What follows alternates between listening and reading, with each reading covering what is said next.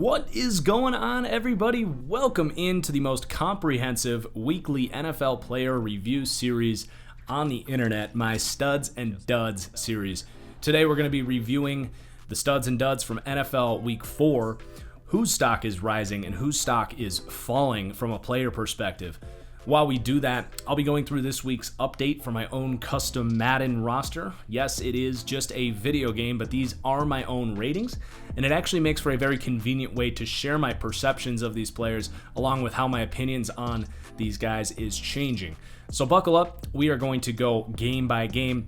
I do ask that you take a real quick second to hit that like button down below. It really helps support and share this video, and let your friends know as well who you think would enjoy about the video. So here we go, starting with the star of the week, and it is going to be some offensive line love. Wyatt Teller, right guard of the Cleveland Browns, emerging as a premier stud for the Browns, rounding out what is turning out to be one of the best, if not the best, offensive lines in the league. So Wyatt Teller was a fifth-round pick by the Bills in 2018. He got some time playing for them, but they ultimately decided to trade him to Cleveland for a bag of peanuts. He did start the majority of the season for Cleveland last year, was fine.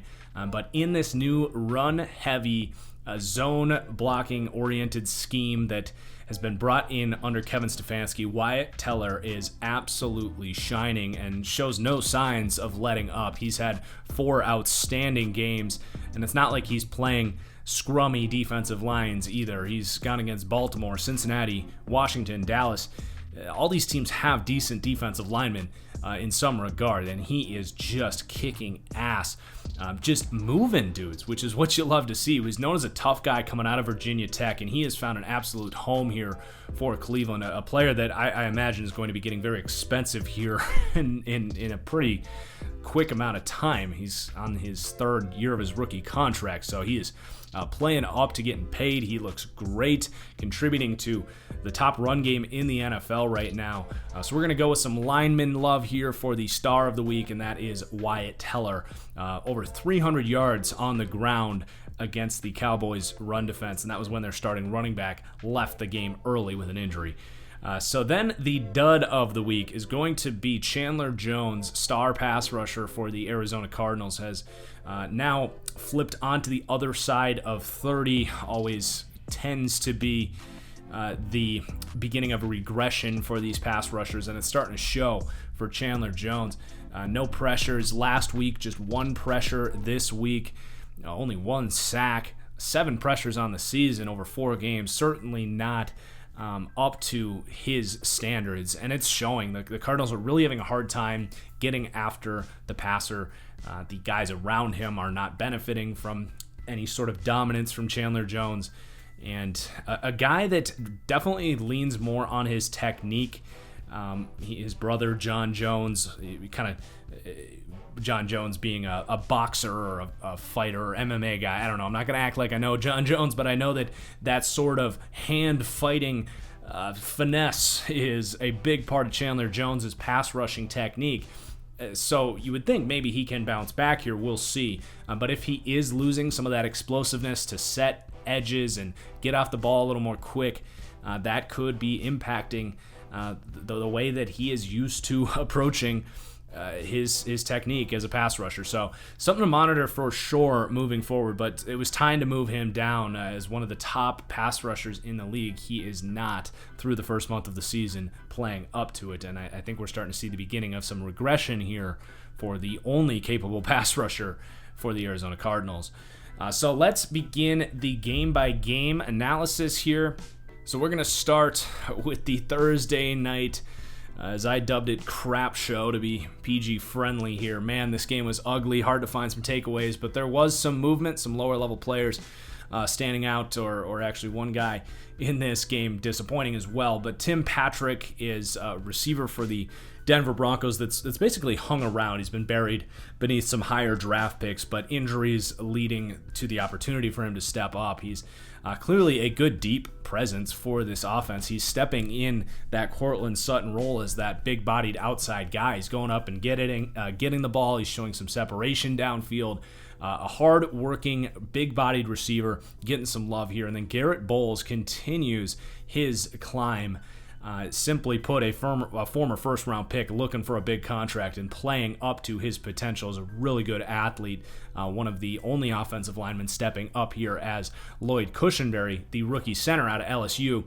I'm not going to take a victory lap on this yet, but he has absolutely struggled over the last 3 weeks of the season, and I did not like this pick coming out, and virtually every draft analyst out there applauded this pick, and I didn't quite see it. He caught a lot of people's eye at the Senior Bowl, but when I threw on his tape, I really found that he was a leading cause to Joe Burrow, frankly, running for his life a lot from pressure up the middle. Him and Damian Lewis together actually was not a very good pass protecting combination. So his struggles have followed him into the NFL, as you would expect. So Quinn Williams ate his lunch this week, and he's got a lot to prove before he is even a starting caliber center. So he goes down for the third week in a row. Then we have cornerback Devontae Bosby. Frankly, I probably had him rated too low. He got some opportunities last year due to injuries and stepped up in those roles. But coming back this year, again, getting some opportunities to play some outside corner here and living up to the test. So getting some love there for Devontae Bosby. And then Bryce Callahan as well has been a lone bright spot for this defense. He missed all of his first season as a Bronco to an unfortunate injury, and he's played some outside corner, he's played some slot, a really instinctive, fast, quick twitch athlete there who is playing well for the defense. So the secondary for the Denver Broncos starting to look a little bit better. And then just one player moving here for the Jets who had just a miserable night. Jeff Smith, +3, 64 to 67. A kind of lengthier outside threat at the receiver position with some speed. We'll see if he turns into anything, but he's making the most of his opportunities. Something we say a lot on this show. All right, the next game here is going to be Arizona at the Carolina Panthers. Just one more player to talk about for Arizona. We talked about Chandler Jones, but the run game not really working here for Arizona. Kenyon Drake, who was phenomenal in his entrance with the Arizona Cardinals last year, is not necessarily finding those holes, whether it's his fault or the line's fault. It hasn't been there. Hasn't been the same impact as a receiver, not making guys miss, just not looking like a star running back as he was at the end of last season. And then we're going to flip over to the Carolina Panthers side of the ball here. A running back that is doing well is Mike Davis, going to go up for the second week in a row. The Panthers offense has actually not missed a beat without Christian McCaffrey. I think that's more of a fluke than it is any sort of statement about running backs don't matter and all that stuff. I think they'll be very happy to get Christian McCaffrey back, but from what Mike Davis has shown the ability to do in a short stint here has certainly been impressive. He looks really thick, honestly. He's breaking tackles, he's making guys miss, he's catching the ball well out of the backfield. He's doing everything that they ask Christian McCaffrey to do. I don't know if I would lean on him to do that over the course of a season, but it's certainly nice to know that you have that as a backup. Someone not necessarily contributing in the receiving game that you wish you could see a little more of is DJ Moore. Pun was not intended there. But he's had drops. He's not coming down with contested catches. He really has been a non-factor for the most part for this offense in a year that some people maybe expected a breakout, potentially myself included. In theory, he'd be a great fit with Teddy Bridgewater in that short to intermediate passing game, but they have not been on the same page. Moore has not made plays with the looks he has gotten. So certainly some concerns from DJ Moore. I think still a bright future ahead, but I don't know if it's going to be this season or not. And then we have edge player, Yetur Gross-Matos, second-round pick out of Penn State, a lot of physical potential, and he is stepping in right away and playing very well at a strip sack in this game, showing some of that explosiveness off the edge. So the combination of Gross Matos and Brian Burns has, I would say, been pretty good this year. It hasn't been elite by any stretch of the imagination, but it has been good in spurts, and that is what they want to see, is those two guys, kind of a thunder and lightning approach developing together, and that's just one small step in the long-term rebuild for the Carolina Panthers. And then one last note, Robbie Anderson has actually been really good in the receiving game. He has not just been a deep threat decoy like I thought. Now, as far as his rating goes, not going to go up quite this week, but could be due for it if he continues to play at this level. And then on to our next game, the Jacksonville Jaguars at the Cincinnati Bengals. This was a very entertaining game. A lot of offense in this game.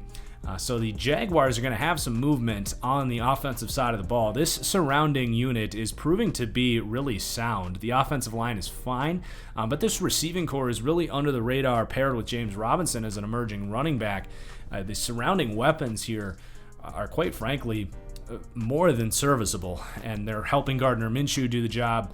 And if we see a future different quarterback here, I think that they'll have a good unit around them, and I like the play calling as well. But anyway, DJ Chark continues to impress, just so consistent on a week-to-week basis.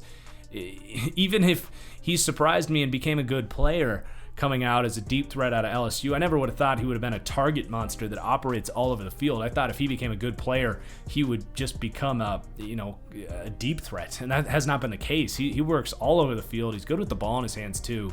Just a lengthy, speedy, finessey player that is just emerging as a star receiver. And then you have Laviska Shenault as well. I loved this draft pick. I loved the fit here. A quarterback that isn't always going to be efficient pushing the ball downfield. So to have an underneath threat that you can pepper with targets, you can even line him up at running back, just let him create yards with his ability with the ball in his hands, and he is doing that. So a nice combination of weapons at the receiver position between Shenault and Chark to build around. And then you have your running back in James Robinson, who just looks awesome. He looks a lot like is Kareem Hunt. He's got enough burst to hit holes. He has great contact balance. He's powerful. He's smooth and fluid, catching the ball out of the backfield. He's everything you look for in the modern back, and he continues to impress. The week-to-week consistency by him has been just eye-opening. And then on the defensive side of the ball, Miles Jack, this was just a long time coming, maybe an oversight on my end. He's having an excellent season. He's playing like one of the top linebackers in the NFL. The defense around him is really struggling, but he has been all over the field in coverage. He's tackling better this year. He's playing more physical against the run as well, emerging as the true leader of that defense, and the Jags just paid him handsomely to do that. I want to say he's currently the highest paid linebacker in football, so good to see him starting to play much more like that on a consistent basis. He also had a phenomenal interception in the red zone, ripping the ball out of Drew Sample's hands. And then just some notes for the Jags. Sidney Jones, a lot of people remember him, a second-round pick out of Philadelphia, had a hard time getting on the field. He's not getting starting reps or anything here, but he played about 20 snaps and looked good in that time. So something to monitor, a player that if he can get healthy, certainly a player with some potential, was at a time considered a first-round prospect until he tore, I believe, his Achilles leading up to the draft, which caused him to fall. And then Dwayne Smoot, a big physical edge player that rotates here. They have a lot of top talent, or at least young talent that they're trying to play at that edge position, but Dwayne Smoot is contributing as an early down run defender. He's getting in there when he can and rushing the passer, a player that I like as that role, and he's living up to it. And then on the Bengals side, Joe Burrow is going to go up one. I proclaimed last week that he is a top 10 quarterback in the league. He passes the eye test to me. I've talked a lot about Joe Burrow on other platforms throughout the week, which I encourage you to go and check out. But long story short, I think he is Tom Brady from the waist up and Aaron Rodgers from the waist down. I'm not hesitating here. I trust my eyes. He did it 15 straight games at LSU, or 14 maybe, without a hiccup. And he has just carried that into Cincinnati with miserable pass protection. And then Tyler Boyd, really the one receiver that seems to want to step up here.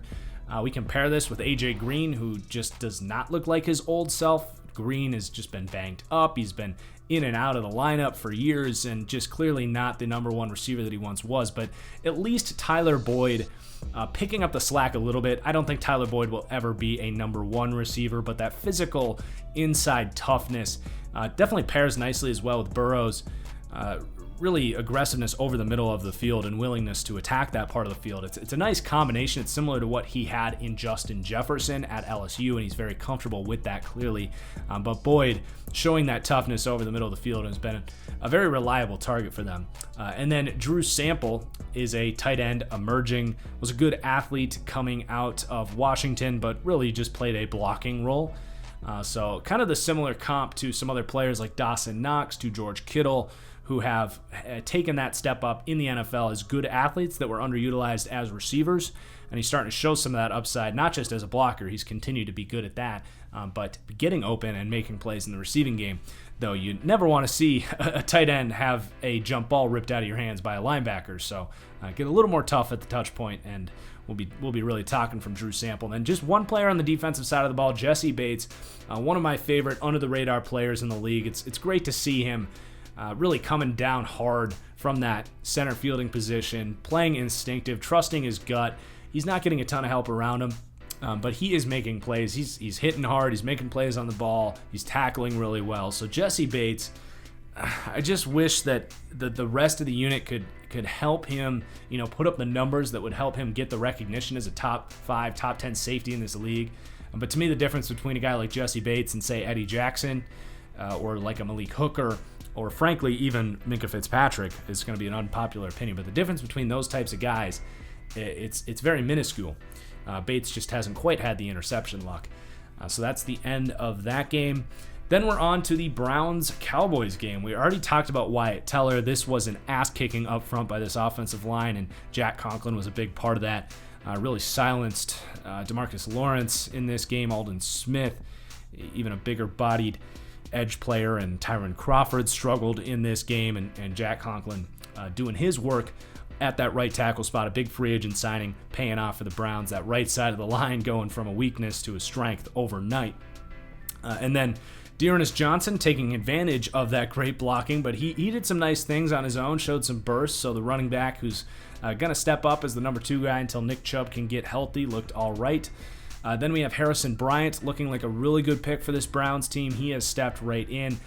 He's done his thing in the receiving game. That really hasn't surprised me. He's not an elite athlete, but he was always a fluid route runner and had solid hands, and was decent after the catch coming out. But where he's really impressed has been his blocking. He's really taken on this role as this blocking tight end who can slip out on play action and kind of have some easier stuff in the receiving game. But love to see him playing physical and blocking well. As I'm sure the Browns are very happy about. And then Myles Garrett starting to creep up towards that top edge player ranking, playing like it over the last few weeks. He's going to get some more of that respect. Coming out, getting, just paid out the wall, but, playing up to that snuff. So +2, 88 to a 90 for Myles Garrett, who was unconscious in this game against Dallas. And then on the Dallas side of the ball, we're going to have some movement in the positive direction for the offense, and then how could you not have negative movement for the players on the defensive side of the ball here after what we've seen for the first month of the season. But Dalton Schultz continues to impress. I really like Dalton Schultz. He's a fluid athlete for a tight end standard. He's been blocking better. He's not unlike Harrison Bryant, by the way. Very similar prospects now that I think about it. But Schultz has been blocking well, catching well, getting open over the middle of the field. He has been an asset, just receiving weapon number 30,000 for Dak on this offense, stepping up. And then Connor Williams in pass protection has been pretty good over the last few weeks at left guard. He's been a weakness for that offensive line. They have some injuries and some other things to clean up, but at least having him step up has been certainly promising for their future.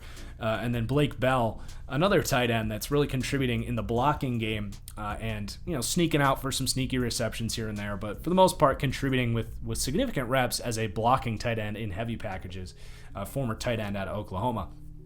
And then we mentioned that downward movement. So DeMarcus Lawrence, similar to what we've said about Chandler Jones, it's kind of a where you at bro moment for DeMarcus Lawrence. This front seven over the last 2 years has fed off of Lawrence being that number one edge player that demands double teams, that can make that big play that fires everyone up, and he has not been able to do that. And it's certainly concerning. I think you would point to him as the first guy to be like, get this thing going. You're supposed to be the best player on this defense, and he has been far from it. And then Tyron Crawford, he's just been banged up. He's aging. He's kind of this hybrid defensive end. And he is struggling this year. He was certainly a liability against the run this week and has not been what he used to be. So he's going down. Everson Griffin, kind of the same thing. Hasn't really been able to find a role here. Aldon Smith has been much better than Everson Griffin. And when he's getting those opportunities, he's just not making the most of them. He's not getting after the quarterback at the rate that he did for Minnesota last year. So he needs to come down. And then even Jalen Smith, he is also supposed to be a leader of this defense, and he's been really bad. He's missing tackles. He's getting burnt in coverage, playing undisciplined football, and he needs to be better as well. I would point to Jalen Smith and DeMarcus Lawrence and say, you guys have got to be the leaders of this defense and turn this thing around quickly if you want to be the type of team you wanted to be this year.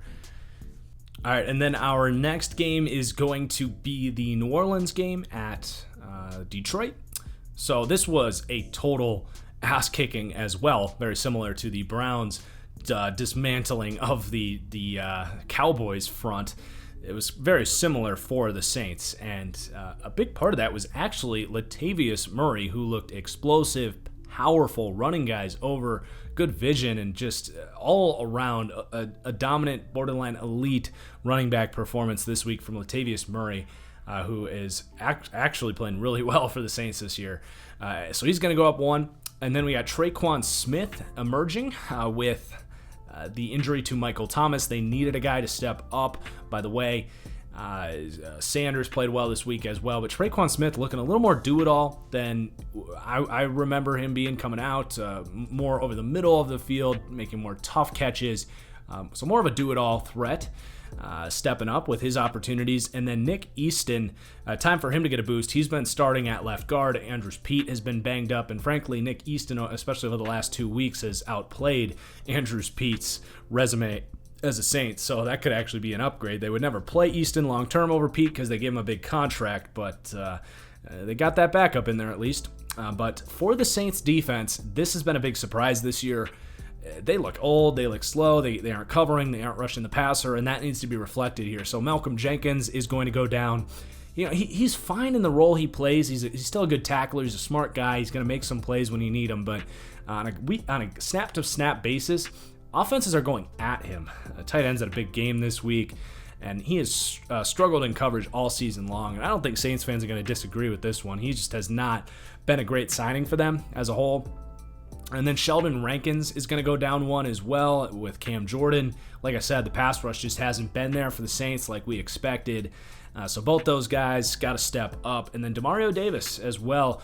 This could just be some regression to the mean for him, but he has struggled in coverage. He's now 33 years old, I think. They gave him a 3-year contract extension. So if he's playing like this, that's going to be a bad contract for them. I think he'll now revert back towards being a good player moving forward, but he certainly has not been close to what he was last year on a week-to-week basis through the first month of the season.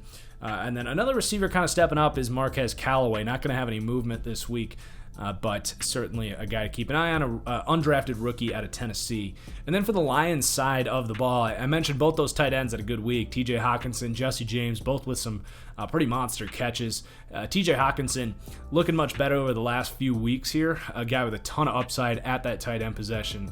A lot of young tight ends really breaking out in the NFL. TJ Hawkinson, you would think, would be at the top of that list as one of the highest investments, as a top 10 pick at the tight end position. And he's starting to make the Lions look a little better for that. And then Jesse James, more of a big-bodied guy. He's blocking well in pass protection, but also went up for a really impressive catch in traffic that helped keep this game alive for Detroit. And then Tyrell Crosby has definitely been the story of the year for Detroit, in my opinion. They signed Halapavuti Vaitai to play right tackle. They let Rick Wagner go, and Vaitai gets injured, doesn't make the start. Tyrell Crosby, who myself and many people have really liked, came in and played well. and smart on Detroit to say, hey, let's actually keep Crosby at right tackle. He's really steady. He's consistent.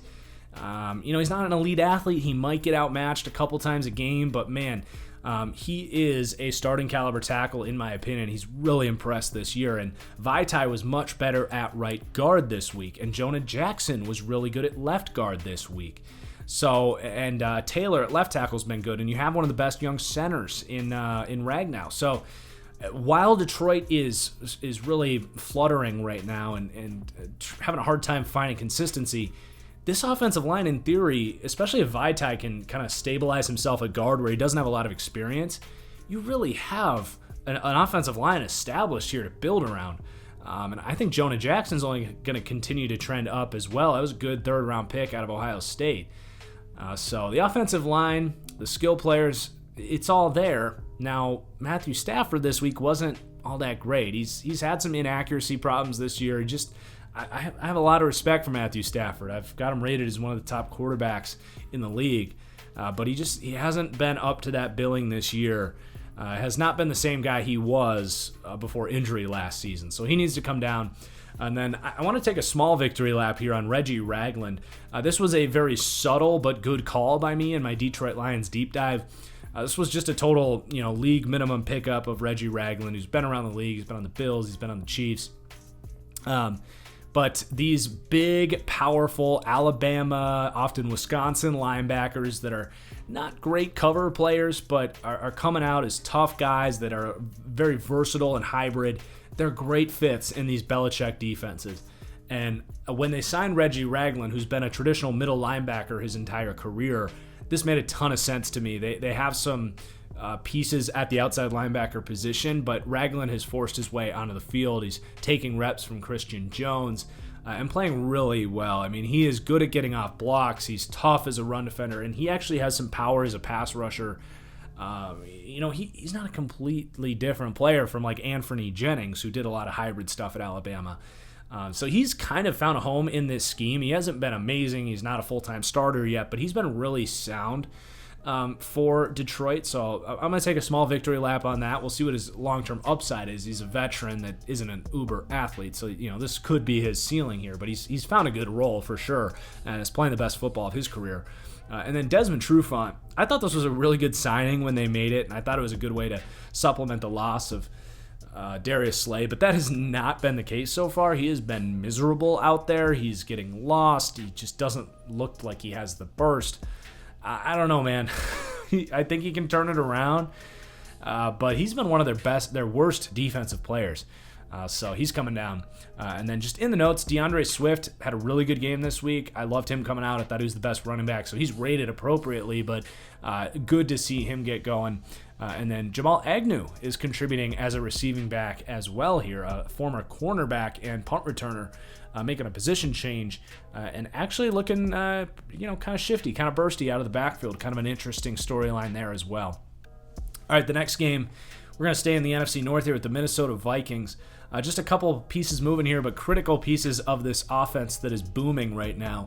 Justin Jefferson, just a dominant couple of weeks to kick off his career. Did not really start the first 2 weeks, but man, he has come alive. The perfect fit here, making just explosive plays happen for this offense, which is what they needed.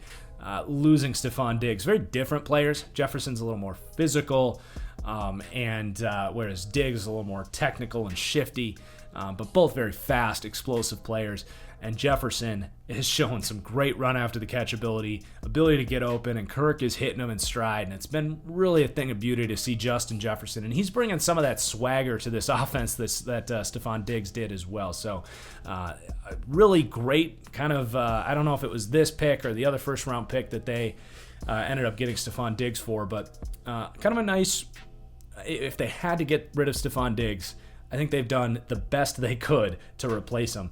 And then Garrett Bradbury has been much better as a run blocker over the last couple of weeks. Moving dudes this week for an explosive game on the ground for Dalvin Cook, who did his thing this week. And then Jeff Gladney had his first good start as a pro corner, so something to keep an eye on there for the first-round pick. Obviously, would be great for Minnesota to get both first-round picks.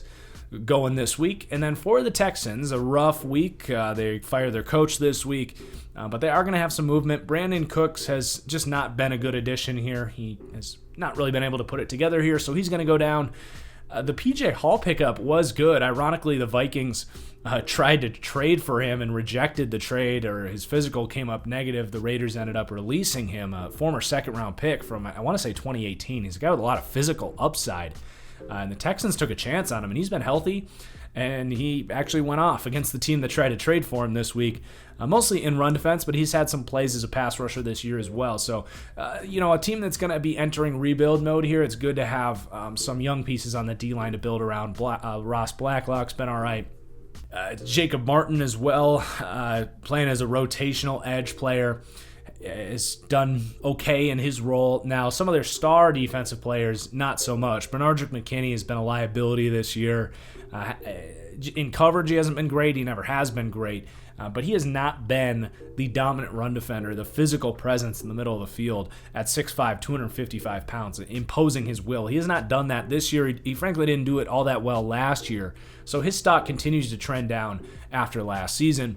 And then J.J. Watt as well has really been, other than some good reps against the Ravens, he's really been a non-factor this year. His pressure rate is way down, and he doesn't seem to have that elite presence. Obviously still perceived very highly here with that 91 rating, but could very well be on the way down. And honestly, I think it would be a good move for the Texans to trade J.J. Watt. If his career is trending downwards, you're not going to be competing for a Super Bowl this year with an interim head coach. If you can get something for him before his career kind of falls off here, he's got a long record of injuries, I would do it. I know what he means to that city, but certainly something to consider there for Houston. And Kenny Stills as well, another piece that could be on the move there as Houston tries to regroup some picks that they're going to need for a rebuild. All right, next game here we have Seattle at Miami. So Seattle kind of did their thing, but the blocking was really good this week. Ethan Pochik took that starting center job over B.J. Finney, who was a free agent signing, and he's taken it by storm. He's playing really well. Has not played the best pass rushes, so pumping the brakes a little bit on him, but nonetheless needs to go up. He's playing like definitely a serviceable center, which has been a position of weakness for them. Will Dissly contributing as a rotational, do-it-all tight end, blocking, receiving, all of it. I do think I've been hard on Will Dissly because Seahawks fans have joked about him being a top 10 tight end. I don't think he ever will be. I don't think he has the athleticism to be a mismatch problem in the receiving game, but as a number 2 tight end, he could be a really nice piece. As a good blocker, sure hands, decent after the catch. I don't hate Will Dissly. I just hate the idea of him as a top 10 tight end, but he has played well here. And then Damian Lewis has been much better in pass protection over the last 2 weeks. Brandon Shell looking like a good free agent signing from the Jets. He's been solid at tackle. So the offensive line woes have been helped out here. Now, like I said, they haven't played the best pass rushes in the league. They are going to have more of the same this week, getting the Minnesota Vikings. I don't know how well this offensive line would hold up against real talent, but they've held up so far to the season. And then KJ Wright, as we transition to the defensive side of the ball, just a couple notes on the receivers. David Moore made some really nice plays. He's a great fit as the third piece in this offense, a deep threat. He could be going up in the future. And Tyler Lockett, an uncharacteristic game for him. He's struggled with drops this year, and if those continue, he's going to have to come down. Certainly something he wasn't known for coming out of Kansas State was his ball skills. Getting open has obviously not been the problem for him. But yeah, for the defensive side of the ball, KJ Wright rejuvenated. He's only, I want to double check this on the fly here because I saw it and I was like, there's no way that's right. I want to say he's only 29 years old. I'm typing this up right now. 31 years old, which is still like, for a guy that feels like his career should have been over like 3 years ago. Like there's people talking about him retiring, how he looks slow and stiff and he wasn't grading well and all this stuff, like he was done. Well, 31 is, you can still be in your prime at 31 years old. We've seen linebackers similar to him like Thomas Davis play into 37 years old. So a rejuvenating season for KJ Wright, who has been everywhere. He's been covering well. just been a leader for that defense. Him and Bobby Wagner both are having just a great time together. What a tandem they have been, and it's great to see KJ Wright holding onto that job, because the Seahawks have done a lot of drafting to replace KJ Wright with Barton, Burke-Irvin. This year was Brooks, and KJ Wright is kind of been similar to like Aaron Rodgers, where they draft his replacement. He's like, you gonna replace me, KJ Wright, like 10-year like perennial Pro Bowl candidate KJ Wright? No, I'm gonna come back and be a badass. So I like what I'm seeing from KJ Wright as the Robin to Bobby Wagner's Batman that he's always been. And then Alton Robinson, +1. Now, I know Darrell Taylor has been injured, but I actually thought Alton Robinson was a better player than Darrell Taylor. I said it on draft day. And, I'm not going to make this a proclamation or anything, because Darrell Taylor hasn't been able to get on the field. But Alton Robinson looks good. He's just so strong and explosive, and he's in a perfect scheme fit here. It's going to utilize him well as a run defender, and then let him unleash some of that power rush as well. And he's getting limited opportunities here. The fourth round pick out of Stanford, fifth round, late round pick out of Stanford. And he's looked pretty good in limited opportunities. But they're going to need someone to step up with Bruce Irvin's injury, and that's a big position of need for them. And then on the Miami side of the ball, some additions for this offense. Devontae Parker's been great this year. He's going to get a boost. Solomon Kinley, the right guard. I actually thought this was the best value that the Dolphins had of any pick in the entire draft. Fourth round pick. I had him higher than Robert Hunt, who they took. So he has started at right guard the last few weeks and has held up very well. So I like what I'm seeing from Solomon Kinley, but they need the rest of these rookies to step up. The rookie class for the Dolphins has been extremely underwhelming to this point, which honestly, if you trust and listen to my draft analysis, that's not been a huge surprise. I didn't think their draft was all that well, but Kinley actually was the one pick that I really liked. And then over to the defensive side of the ball, again, not a whole lot of players stepping up here. The front seven has just been meh, but Zach Sealer has been a rotational Belichickian defensive end here, playing well in those run defense reps that he is getting and has earned here, so he's going to go up 1. Next up, we have the Chargers-Buccaneers game. Justin Herbert has really impressed. Again, I talk about him quite a bit on my podcast, but the arm talent was never in question, but he's been using that arm to the best advantage, being accurate all over the field, which you love to see. But he looks really comfortable in the pocket, which is going to help him develop. As long as you have that crutch and comfortability to be able to feel the pressure while keeping your eyes downfield, it's a big part of quarterbacking. It was something I didn't know if Herbert was going to show, especially right away in the NFL, and that's been great. And then also just the processing's been pretty good as well.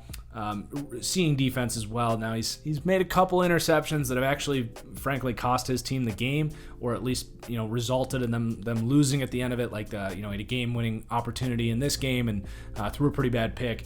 One in each game. It was a problem for him coming out, but small sample size on that stuff. For the most part, Herbert has looked really good out the gate. And then the two receivers that had those explosive plays that you probably saw in NFL Red Zone this week. So you got, Tyron Johnson out of Oklahoma State. You could fact check me on this one, but I do remember him because I remember watching that Oklahoma State offense quite a bit when they had Marcel Aitman, and Washington. Two other really good receivers were catching the ball from what's his name in Pittsburgh, the Mason Rudolph. But Tyron Johnson showed up as a deep threat in that offense. So he makes his way up off the practice squad this week and comes out, didn't get a whole lot of snaps, but just a beautiful deep post. And Herbert led him perfectly. That was one of the best throws you'll see all year, if not the best. Actually, that Patrick Mahomes throw against this very Chargers team a few weeks ago is better. But regardless, Johnson, the ball tracking, the vertical ability, very much there. Could be a rotational kind of, spot deep threat for the Chargers. And then Jalen Guyton, a little similar, a more built player, more physical, is basically on the field because he's run blocking for this team ahead of guys like Reed and KJ Hill. But he also had an explosive connection in this game, and he's been getting a lot of time at wide receiver, so he's going to go up. And then talk about limited reps, Donald Parham. I talked a lot about him when I was covering the XFL. He was very much probably behind The quarterback there for the Houston team is P.J. Walker.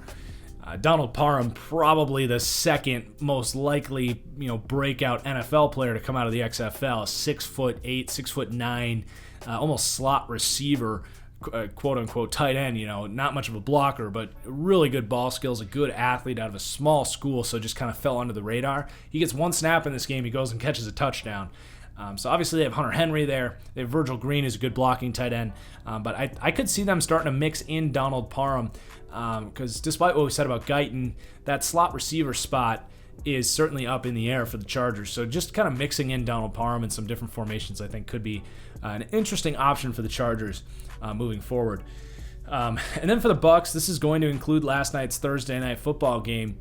So I do need to talk about Tom Brady because if this was just week 4, he would probably be going up. He was really good in this game against the Chargers, but man, was he freaking bad against the Bears. So a little give and take there with Tom Brady. I'd be more concerned about him moving forward than encouraged, but looking back on week 4, if you are a Bucs fan, you need something positive to think about. He was very good in this game, was very accurate and just not decisive, just commanding is the word I'm looking for, all over the field. That disappeared against the Bears. It was just a week ago, not even, that he had this great performance against the Chargers. So hopefully Brady can figure it out. But man, he was floating balls, missing balls all over the field against the Bears. But anyway, as far as the actual movement here, O.J. Howard going to go down for the season. So we're going to give him kind of a memorable +1 here in his finals game of the season. A really nice catch up the seam for the former first-round pick that unfortunately just has never been able to put it all together, and this injury is not going to help. Then you have Lavonte David. He's been getting some recognition around the league as one of the top linebackers in the NFL, and that is absolutely true. His coverage ability has been elite now for more than 2 seasons. He's just a phenomenal linebacker, sideline to sideline, speed, smarts, instincts, physicality, technique as a tackler. He's everything you look for. So +2 for Lavonte David. And then Vita Vea, also potentially done for the year, but he's been great the last couple weeks. He's certainly one of the top run defending nose tackles in the league. Certainly one of the strongest players in the league. I would love to see Mekhi Becton and Vita Vea have an arm wrestle or something, or maybe a sumo fight. But man, Vita Vea also contributing as a pass rusher, showing some power and explosiveness and get off. That was a criticism of him coming out. Basically, people like myself saying he was just another Danny Shelton, and he has proved that wrong. He clearly has some burst and bull rush ability to be a top power rushing defensive tackle as well. So hopefully the Bucs can get him back, get him healthy. You never like to see those types of injuries, but not looking very promising. And then Jamel Dean. This is a player that was on my breakouts list, and he's been lights out the last couple of weeks. Was particularly dominant against the Bears. But this guy is thick, he's fast, explosive, and instinctive at the cornerback position. To me, their best player in the secondary outside of maybe rookie Antoine Winfield, who I'm also a huge fan of, who had a great game against the Bears. And then just one last note here, Tyler Johnson getting on the field, receiver out of Minnesota. Was a draft Twitter favorite, was one of my favorites, an excellent route runner, really good with the ball in his hands. One of these receivers that just kind of has that it factor, but fell in the draft because of a lack of athleticism, some off-field question marks. So he is making some good on his opportunities here with Mike Evans banged up, with Chris Godwin injured. So good for Tyler Johnson. We'll see if he gets a boost in the future. All right, on to the Ravens-Washington football team game. The Ravens kind of underwhelming in this game. I mean, Washington's just so bad. I will say Miles Boykin's been pretty good for the Ravens. He's just been steady. He's not a high-volume receiver, so you don't notice him a lot, but he's run blocking really well when they do throw him the ball. He's been making some tough catches, so he looks okay. He's going to go up 68 to a 69. And then L.J. Fort has been a saving grace at linebacker. The guys they drafted, Malik Harrison just is kind of a rotational piece. He's actually looked better in all facets than Patrick Queen, who's really struggled out the gate for the Ravens. But LJ Fort's been a bit of a saving grace, especially in run defense, where they ask a lot of their linebackers, and LJ Fort's been the one guy that'll diagnose a run, get past a block, and make a tackle on a consistent basis. So he's going to go up. But Patrick Queen does actually kind of continue to struggle out there. He made one nice play in this game, but for the most part, not the best showing from the first-round rookie so far. And then Chuck Clark has been really nice. He broke out last year as a safety that has stepped up since Tony Jefferson took off out of here. But a really good run defender. He kind of comes down, plays in the box. Not an elite cover player, and I don't think he ever will be, but he gets the job done and makes for a really good Baltimore Raven. He's just a tough, smart player. And then for the Washington team, Dwayne Haskins is going to go down. He got benched. He just has not had it. It's kind of what I keep saying. It's weird because he does a decent enough job to not lose his team the game. He doesn't necessarily make all these back-breaking mistakes, at least on a week-to-week basis. But he also isn't really pushing the team very much. He's not elevating anybody. He's not really executing on a consistent basis. He's been relatively inaccurate as well, which is certainly a concern and something that was not on his college scouting report for sure. So they're going to sit him down, and they're saying that they're not giving up on him, that they want him to kind of reset, reevaluate, and develop Dwayne Haskins and go with some more veteran options there.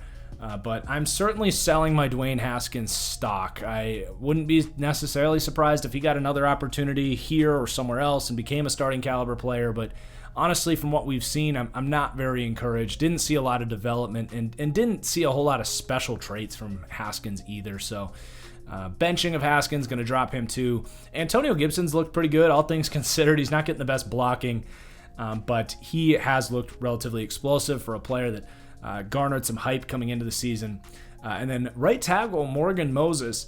If you want a saving grace for this offense, it's that a player in Morgan Moses who looked like his career was on an epic downswing for a couple years. He is coming out and looking more like his old self. He used to be a really quality right tackle for Kirk Cousins, and he's playing more like that level right now. And then just some notes here. Tim Settle, we've really talked him up in previous episodes here. Just such a limited snap count that it's hard to boost him every single week. He's only playing like 20 snaps a game, but he's been quite possibly their best interior defensive lineman this year. I would love to see Tim Settle get a full starting opportunity, whether it's here or somewhere else. And then Kendall Fuller has been integrated back into the starting role here and has been great. They gave him a lot of money in free agency. And a player that they definitely want to build this secondary around for the future. He's playing outside corner and doing it at a relatively high level. So good for Kendall Fuller. Decent young secondary there for the Washington team. And then we have the Giants at Rams game. Sloppy, kind of boring game here. But the Giants have been hard on Daniel Jones, but he is not getting help out there. The receivers have not helped him. Outside of a couple big plays from Darius Slayton, no one's really stepping up. Golden Tate's been awful. Evan Ingram has been awful. Devonta Freeman looks old and slow. Andrew Thomas, as much as I like him, has not been able to hold his own. All these guys are going to go down.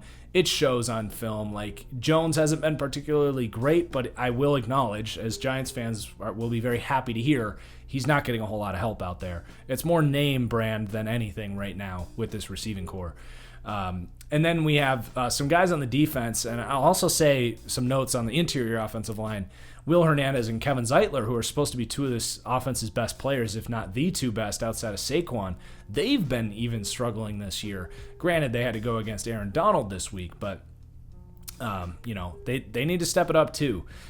And then for the defense, I will say these linebackers are looking really good.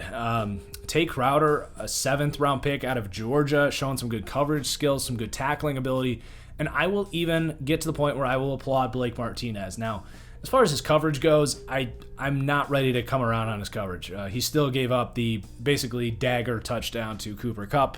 And that's the thing with Blake Martinez. He didn't give it up, but he did let Cooper Kupp slip right behind his zone, and as he just stood there and waited for someone else to get there. I always say you got to cover players, not grass, when you're in zone coverage at some point, and Blake Martinez doesn't do that. He just hovers around his zone, and if someone else blows their assignment, then he can at least say, well, I was in my spot.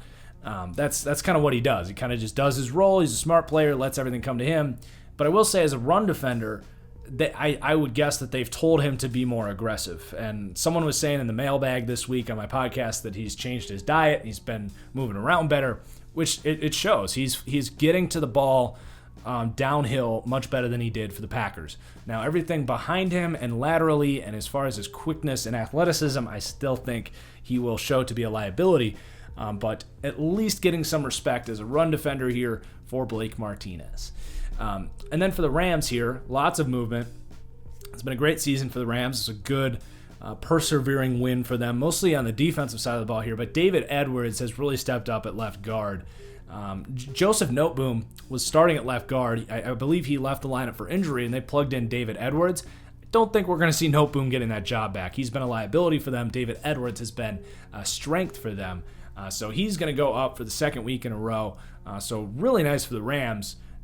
This is really what we needed to see from the Rams, was the turnaround and development of the young players on this roster, the low-level investments on this roster, because they're throwing all these first-round picks and draft capital at high-end talent.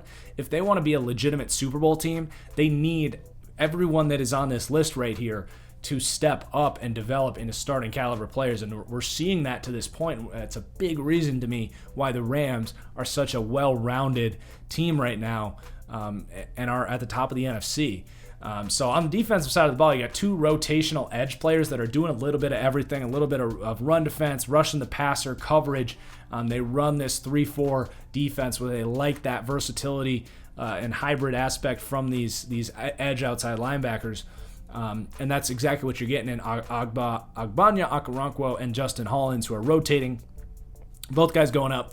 Darius Williams, I talked about him on the podcast. Reminds me a lot of Casey Hayward when he went to the Chargers. Green Bay had him confined to a slot corner because of physical traits. Darius Williams, up until this point, it was like, yeah, he's 5'9", he's probably a slot corner. Well, the Rams said, actually, he's got really good ball skills and zone instincts, dropping out in a cover 4, manning a guy up on the outside. He can hang with these guys. And just because he might be an inch too short, he can actually play really well out there. And he has been one of their best players on the team this year.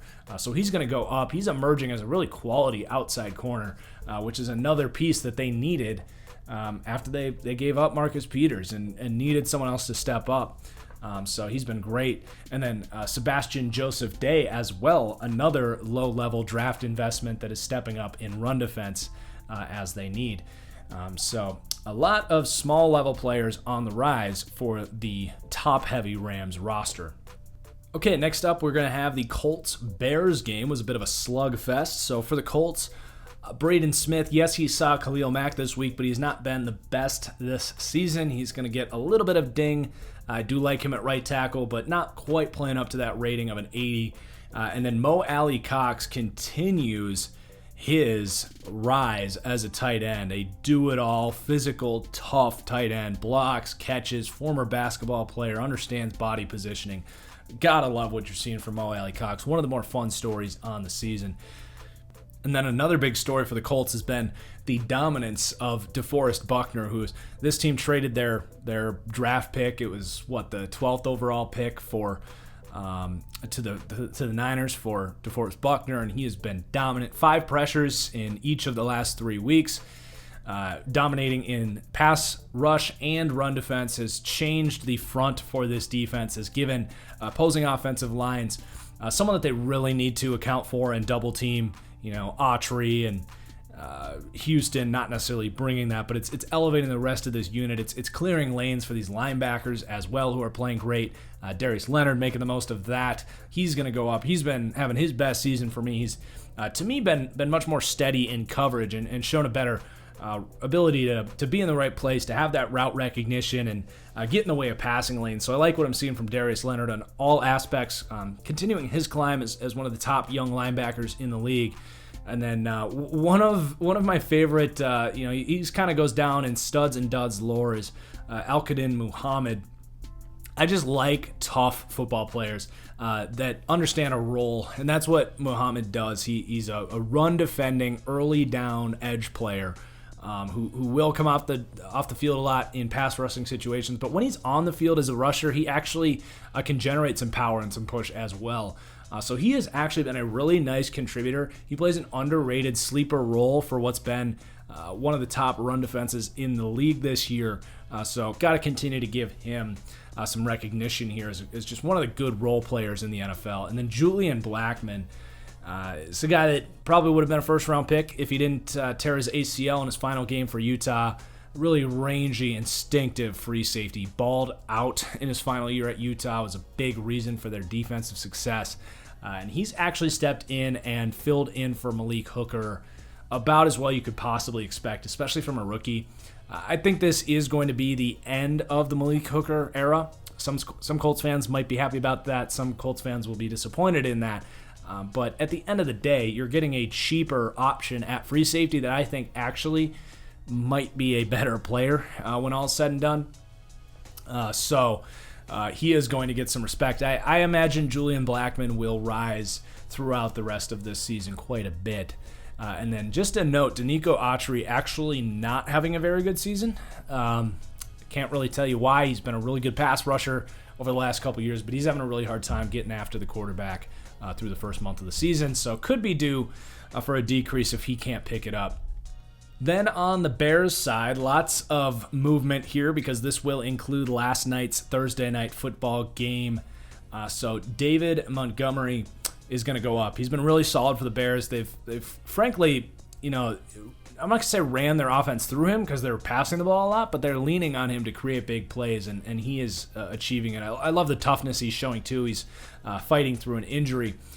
So he looks good. He's looking more like the guy he was at Iowa State, where he's a really tough tackle and a guy that just can turn what should be a 3-yard gain into 7 to 10 yards, which is something that an offense this bad really needs.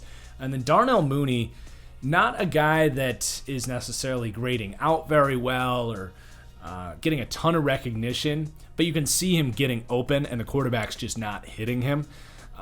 Which is just going to make it harder for him to get noticed, obviously. But I liked him coming out of Tulane. He didn't look that different from Deontay Johnson. I had a 3rd to 4th round grade on Mooney. I had a 3rd round grade on Deontay Johnson.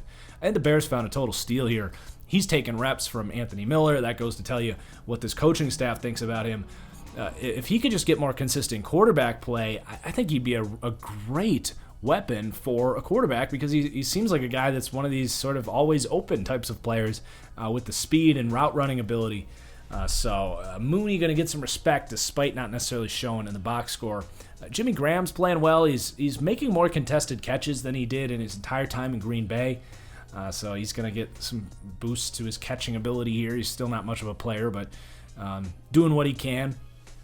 Anthony Miller is going to go down. He had a great first week against Detroit, but has struggled a lot since. He's losing snaps. He's dropping balls. He's not gaining the trust of this coaching staff, so he's going to come down. I still like Anthony Miller, but certainly a bipolar career for Miller. I feel like he kind of does this. He teases us for a few weeks and then falls off the face of the planet. And then this front seven has been awesome.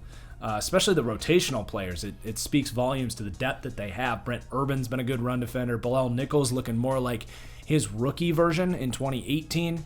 It could just be benefit of having Hakeem Hicks back, but he's a really great athlete who looked like a future star in 2018 and then disappeared last year. He's starting to play more like what we saw in his rookie year. And then James Vodder's been playing that rotational kind of early down role that it was left behind from Lynch, and he's been doing good run defense, dropping into coverage a little bit, offers some more of that versatility than a bigger body that Lynch did. And then on the flip side, the later down Robert Quinn has actually not been all that great. They're getting pass rush from other places. Khalil Mack and Hakeem Hicks have been great. Bilal Nichols has been pretty good, but Robert Quinn, other than a good first week, has actually not been particularly good, and he's also been kind of a bipolar player throughout his career. So something to monitor for sure with Robert Quinn. I was encouraged after week 1, but he has been nowhere to be found over the last 3 games. Next up, we're going to have the Bills-Raiders game. Josh Allen is going to continue his ascension for the third week in a row. Basically, every week that he proves that his accuracy issues have been overcome, he's going to continue to climb because he is playing like one of the top quarterbacks in the league right now. It's just a matter of getting us to forget about his woes with accuracy and decision-making over the last 2 years, which he's doing a really good job of. This is a really nice ascension for him, and I'm really excited to see him go up against the Kansas City Chiefs next week, assuming this team doesn't come down with, a COVID breakout after playing the Titans. But then you have Darrell Williams at right tackle. He's back. He's totally back. He's going to continue to climb. We've been over his story before, but his roller coaster career is on a high peak right now, and he's been a huge asset for this Bills team. I mean, man, they have had all day to throw. Vernon Butler, as we switch over to the defensive side of the ball, he has stepped up, a guy that never really did much for Carolina, but he's playing some of his best football in his career as a run defender right now for the Bills. Inversely, though, Tremaine Edmunds is struggling. He has actually not looked very fast out there to me. I don't know if he's playing through an injury. I saw him trying to show some of that sideline speed that we know is in there, but man, he just looks slow this week. He's grading out really poorly. And the coverage for him continues to be an area of his game where he just hasn't really developed sort of that ability to process a route combination and get in passing lanes and be a consistent cover player. That was something that I was really hoping to see the next step from him with Tremaine Edmunds, and he just hasn't. He's been kind of this thumping guy, but take that next step up from a mental aspect at that middle linebacker position, and he just hasn't done it. And then we have some notes here on the defensive side of the ball as well. Josh Norman got his first start at corner and played very well. I like that signing. It's good to see him get out there. Levi Wallace has been up and down here. So I would think that they're going to go with Josh Norman now as the outside corner opposite of Tre'Davious White. And then Ed Oliver, we boosted him, I want to say 2 weeks ago, and then he disappeared. So come on, Ed Oliver, let's put some consistency together. Let's go from being a hit or miss on a week-to-week basis explosive player to being a legitimate week-to-week presence that offenses have to worry about, and it just hasn't been the case for Ed Oliver. I loved him coming out. I just want to see it. And then for the Raiders, it's going to be Sam Young going up +2. He played really well in limited opportunities in week 1. He's an interesting player. He's a physically gifted guy. He's 33 years old, but he's 6'8", former Notre Dame guy. He's never been a reliable starter in the NFL. He's bounced around. He started for Miami with some of those terrible offensive lines. Gets picked up by the Raiders here. And all of a sudden, he's one of the top-graded tackles in football, and it shows on tape. He's been mauling dudes in the run game as well. He got a full start this week at tackle. So he's going to go up 2. I don't know if these are just kind of fluke starts or if this is some sort of late career resurgence. Maybe he got the same special flavor Gatorade that Richie Incognito had last year. But good for Sam Young at 33 years old, playing like a top tackle in the league with one start and a pinch appearance from injury in week 1. But he's been great both times. And then Nelson Aguilar actually looks pretty good in sort of a redemption tour here. Drops have been just something that's plagued him over his career. I don't know if he's weeded those out or if they just haven't shown up yet in his limited opportunities. But he does look really physically impressive this year. He looks really thick, as I like to say. But he's been playing tough. He's been getting open downfield. And he's stepped up with Ruggs out, and they've kind of needed some speed at that receiver position, and he's played pretty well.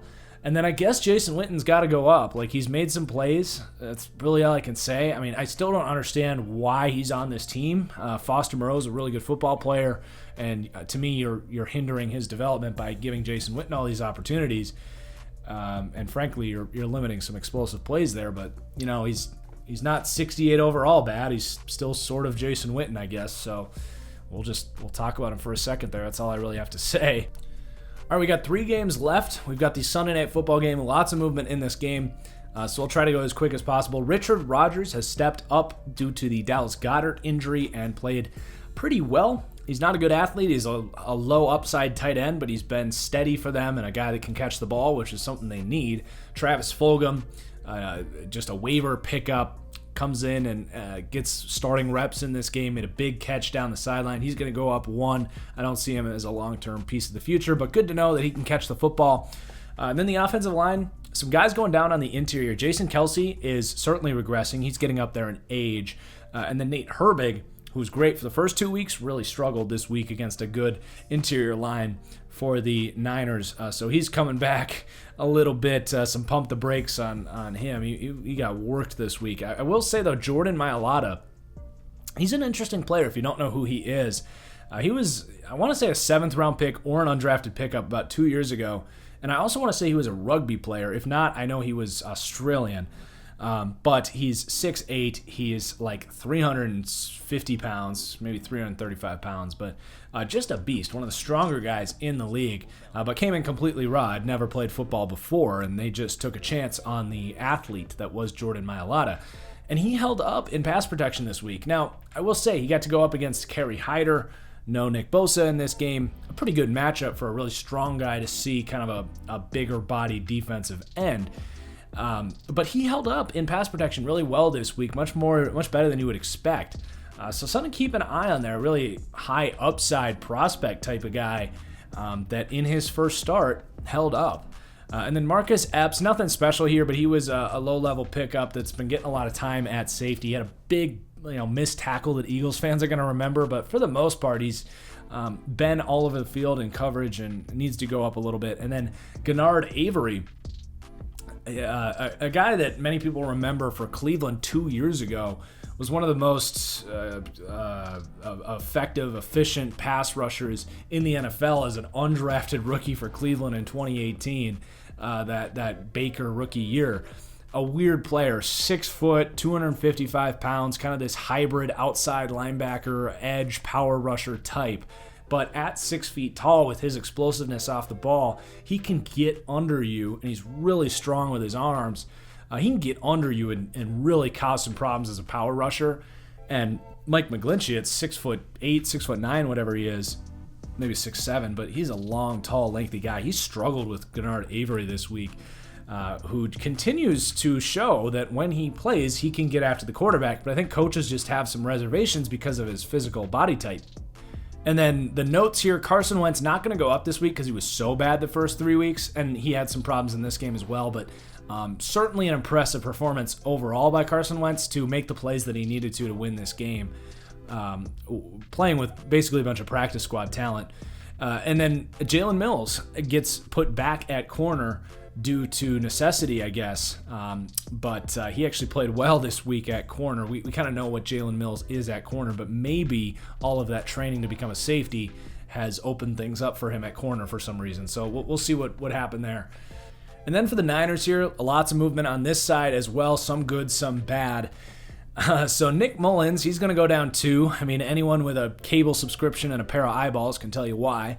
Jerick McKinnon, the running back, continues to be just, such a great player here. Such a good job by Shanahan to get McKinnon to restructure this contract. It was a big deal, a big free agent signing that he just hasn't been able to stay healthy, but really good move to retain him, and he's been the best running back on this team. Mostert's made some really explosive plays, but McKinnon, more fluid as a receiver. He's got better vision as a runner, in my opinion, and he's able to break tackles at a higher rate. And I'm sure he might not take that open lane and, instead of having a 20-yard run, have an 80-yard run like Raheem Mostert can. But on the majority of plays, I trust Jerick McKinnon to turn what should be 3 yards into 5 yards much more than Raheem Mostert, if that makes sense. They're both great assets for this offense when used correctly, but really good season for Jerick McKinnon. And then Ben Garland, the center, has stepped up. Their starting center's been out all year, so Garland, the backups, is played at a starting caliber level for them. But Mike McGlinchey has not at right tackle. He's actually been at times a liability for them, especially in pass protection. He's still a hell of a run blocker, but he's struggled with power this year at right tackle. We talked about Gennard Avery getting the best of him, among other rushers as well. Brandon Graham ate his lunch this week, who's a power rushing type of guy. McGlinchey more of a lighter offensive tackle, so showing some weaknesses as a pass protector.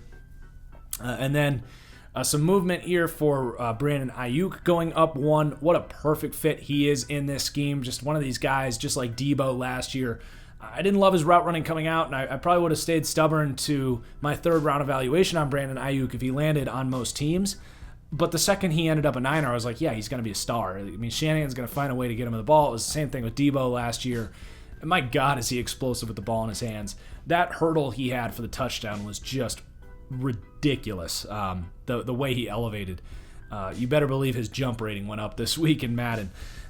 And then the defensive line had a pretty decent week. They need some of these guys to step up with Bosa out. But Kevin Givens, an undrafted athlete out of Penn State, has played well in very limited reps at defensive tackle. Kerry Hyder continues to play really well. This is that Seattle 3 scheme where they love these bigger-bodied edge players. Now, Hyder has been more of an undersized interior rusher throughout the course of his career, but playing a different role here, playing a lot more run defense here. And he's contributing as a pass rusher as well. He's just an interesting, odd player that's had a hard time sticking because he doesn't fit a particular archetype. But I think San Francisco has found a good fit for him as that bigger-bodied edge here in this Seattle scheme. And then Dante Johnson is going to go up. He's bounced around this league. He spent a lot of time here in San Francisco. He fits the mold as that press outside corner. He stepped up due to injuries here. Richard Sherman's still not playing, and he's played that role valiantly. He's going to go up +2. And then Jimmy Ward, big-time safety contract in a breakout season last year, and he has just completely disappeared from this defense. He's not making plays and just is getting exposed back there a little bit. Looking a lot more like the old Jimmy Ward than the one that this team just gave a big contract to. I think he can turn it around. I think he's going to get some better opportunities if this D-line can continue to improve their pass rush, because that's really when Ward was making the most of his time at safety, was when he can make breaks on poorly thrown balls because of a good pass rush. I think it's kind of an inverse or more of a natural relationship there between those two players. And then the last note here, Daniel Brunskill is also struggling at right guard. This is a guy that stepped up at right tackle for them last year for some injuries. They've been starting him at right guard, and it hasn't really worked out. He's an undersized guy. He was a college tight end. I think he's just having a hard time dealing with power, which was certainly the case with Brandon Graham coming inside a little bit this week, with Fletcher Cox having a hard time pass protecting on the inside there. All right, just the 2 Monday games, and we'll be out of here. Still lots of movement here, though. The Patriots, what an impressive performance this was, and almost everyone going up this week as a front 7 player or an offensive lineman. So you got Michael Onwenu. What a steal. Belichick and offensive linemen are just a dynamic combination. Michael Onwenu, I liked him coming out of Michigan. He's kind of one of these big, plodding, thick, beefy offensive linemen, and he has just been plug and play. He's even played some tackle, just kicking ass and taking names on the front. I think he's due for a long career, and they got Joe Thuney on the franchise tag in there, and I could see Onwenu taking over at left guard and them moving on from Thuney. But then also Isaiah Wynn, a first-round pick out of Georgia a couple years ago. He's starting to play up towards his potential a little more. First kind of full season healthy, I feel like, playing really well. Damian Harris, Alabama running back, third-round pick last year, gets the opportunity with Sony Michel, unable to see the field. Looked pretty explosive out there. He's going to go up 1. Certainly a player that could has the upside as a explosive, powerful runner to become a starting caliber running back for the Patriots, which behind this offensive line would be a great asset for them. And then even Justin Herron was a 6th-round pick out of Wake Forest that I had never heard of. He gets his NFL start, his first NFL start at right tackle. I don't know if Illuminor is hurt or if this was something Bill Belichick saw, that this guy was better. Illuminor has been playing really well. Patriots fans can let me know in the comments below. But regardless, Herron was fine in his rookie debut. He wasn't great in pass protection. Frank Clark got him a few times. But as a run blocker, played pretty well, clearing some lanes for Damian Harris. And then on the defensive side of the ball, you'll see I have a plus note on N'Keal Harry, who's not going to go up this week, but he's been playing pretty well, especially without Cam Newton this week. Made some plays for this Patriots offense. They need him to step up. That receiving room is far from ideal.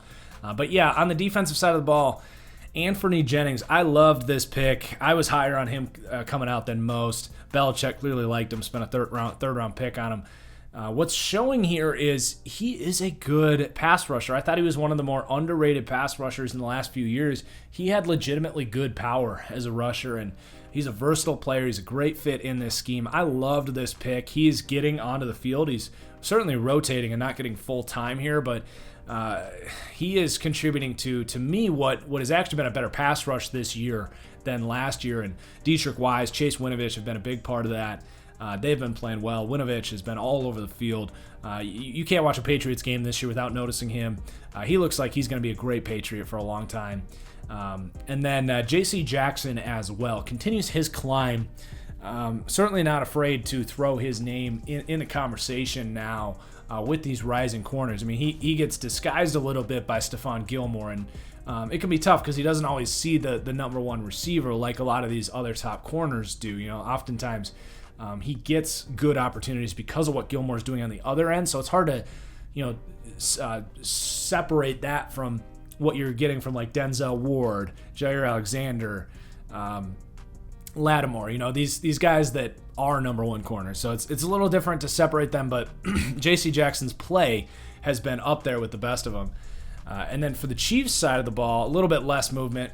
Just get my notes out of the way first here. Patrick Mahomes, we welcomed him to the 99 club on my roster last week, and he did not play like a 99. I mean, he made his plays, he did his thing a lot of times, and was a big reason they won this game, but he made a lot of mistakes in this game. Three turnover-worthy plays, a bad fumble, also had some throws into double coverage that were very questionable. And then Willie Gay gets on the field this week. Rated very highly because I like Willie Gay, but good to see him get out there and play at a high level. Certainly have big expectations for Willie Gay, so the first step towards him meeting those. And then some lower-level defensive players for the Chiefs stepping up. So you got Taco Charlton, former first-round pick that they acquired from Miami. He's actually playing pretty well. Limited reps, but he's playing good run defense and pass rush. Seems a change of scenery has at least gotten him to play like a starting caliber player. I don't know if he ever has or had the athleticism to be a true starting number 2 edge rusher, but certainly good in a complementary role. And then Rashad Fenton, +2. This is looking like a hell of a find. He played mostly slot for them last year, but not this year. He's actually playing outside corner and playing it at a really high level. A quick athlete, a 6th-round pick out of the SEC, South Carolina. He looks like a really good find for the Chiefs, playing like a really good starting caliber corner. Now, granted, it was against Brian Hoyer for the majority of this game and some terrible receivers. But if he can keep this up in some of these upcoming games against like the Bills, Fenton's name is certainly going to be honestly memorable of what we're seeing from J.C. Jackson on the other side of the ball, who's an undrafted corner with a fairly similar physical profile. And then Antonio Hamilton, I don't even really want to talk about him. He's going up. I don't think he's any good, but he played and was serviceable, so just a little notable boost there. Final game here, Falcons at Packers. For the Falcons, this was not a great showing, but Olamide Zaccheaus, who was really just a spot deep threat for them last year, he was forced onto the field due to injuries this week and actually got a bunch of targets and was getting open and did his thing. Now, it was a lot of garbage time, but he's a good athlete. He's just one of these 5'8" receivers that coaches are going to have a hard time trusting. But he looks like another one of these kind of Grant for Miami or McKenzie for Buffalo, or some good examples of these 5'8" guys that can actually do some things. And then you have Caleb McGarry, got in there at right tackle. He's been banged up this year, but when he's been in there, he's actually been pretty good in pass protection. So he's going to go up, first-round pick last year that they need to really stabilize as a quality starting tackle. But then some fallers here. Matt Ryan, -2. He was miserable this week. I didn't lower him last week, but I definitely thought about it after he threw a bad pick to let the Bears back in that game. He just does not look good. I even tweeted about this. Do the Falcons consider trading Matt Ryan and Julio Jones? If they're going to fire Gus, I always want to say Gus Bradley because I feel like they're like the same player.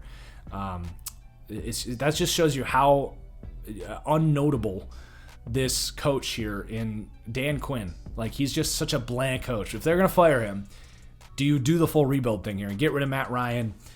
and get rid of Julio Jones. I think that actually would be the best for the future of this team. It would lead to this team being terrible for a long time, but could be the long-term option for this team to eventually be a Super Bowl contender if that's the ultimate goal.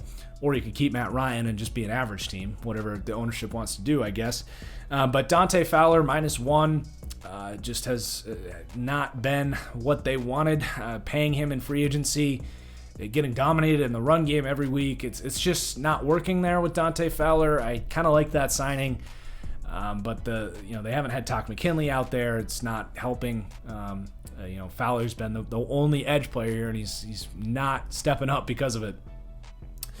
And then for the Packers, lots of climbing still to do for the Packers here. Aaron Rodgers looking like his old self. He's playing some of his best football. I mean, he comes out with 3 wide receivers: Malik Turner, Darius Shepard, and Marquez Valdes-Scantling. 3 non-starters at the receiver position. Robert Tonyan at tight end, and throwing of a bunch of running backs this week, and just played lights out. He has all the answers to the test. He's seen the field so well. He's so comfortable in year 2 of this offense. Proving a lot of people wrong. Aaron Rodgers, quite possibly the MVP of the NFL right now. And then the benefactor of that is Robert Tonyan, who is really stepping up at a tight end spot that this team needed. He looks good. I want to say he played receiver at Illinois State. He's been slowly gaining weight year by year here in Green Bay.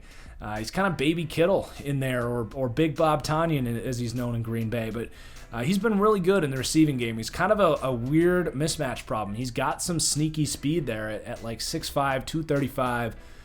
Gets schemed up really well off of play action. So Packers like what they have in Robert Tonyan. So does Aaron Rodgers. He ran across Deion Jones' face for a touchdown this week. So it's not some joke here with Robert Tonyan. And then Jair Alexander has been the best corner in the NFL through the first 4 weeks of the season. Shut down Calvin Ridley, and I mean shut down. 0 catches for Calvin Ridley this week. An elite performance from Jair Alexander in a week that he was going to get tested, and he was tested, and he met the test. He's playing physical as well, making plays on the ball. He's doing everything you could want at the corner position. And Gilmore had a good week this week, but I honestly think Jair Alexander deserves to be in the conversation with the top 3 or 4 corners in this league. He's quickly developed since he came into this league, has all the physical traits to do it. He's been impressive. And then Kingsley Keke, he's played good 2 weeks in a row now with Kenny Clark out. Excited to see what this defensive line looks like now that they have some more relevant activity next to Kenny Clark, where it's been a very thin position. But Keke was an athletic prospect coming out of Texas A&M, and he's meeting his potential a little bit. He looks pretty good for the last couple weeks. Versatile player, too, doing run defense and pass rush. And then Raven Green, I was surprised why Will Redmond was playing so much strong safety when Raven Green, to me, is just a much better tackler, much better player in that role. And he steps into that role as kind of that slot linebacker, and actually was really good in run defense. Now, coverage, I've got questions about him, but he looks like he could be a piece for this defense. And then Chris Barnes has been starting at linebacker.